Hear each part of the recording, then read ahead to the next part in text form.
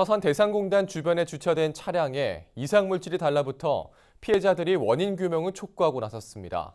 최근 4개월 동안 서산시에 접수된 피해만 450건으로 확인됐는데요. 보도국 취재기자 전화 연결해 자세한 내용 알아보겠습니다. 김단비 기자, 서산 대산공단 주변에서 이상물질이 확인됐다고요? 네, 그렇습니다. 서산 대산 석유화학단지 인근에 주차돼 있던 차량 수백 대에 이상물질이 달라붙어 피해를 입은 사실이 뒤늦게 알려졌습니다.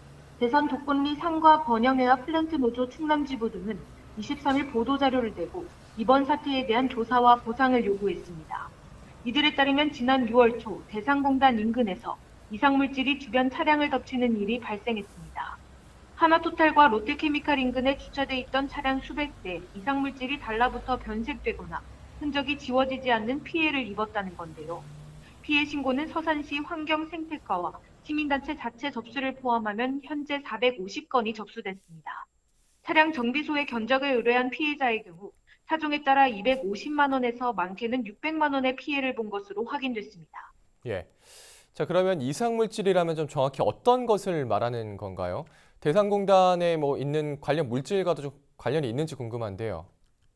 네, 서산시가 피해 사례를 접수한 다음 지난 7월 국립과학수사연구원에 분석을 의뢰했지만 어떤 물질인지 알 수 없다는 답변을 받았습니다.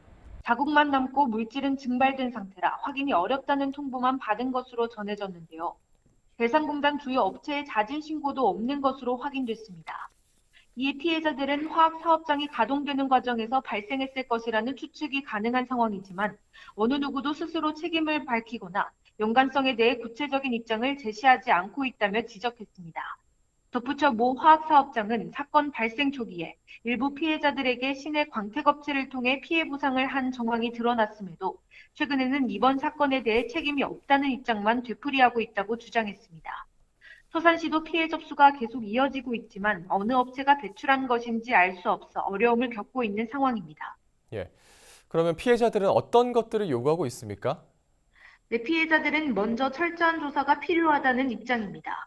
피해가 발생한 6월 하나토탈과 롯데케미칼 등 인근 화학사에서 이상 징후는 없었는지 탐문하고 화학사에서 이상물질이 유출될 수 있는 가능성에 대한 조사가 필요하다고 밝혔습니다.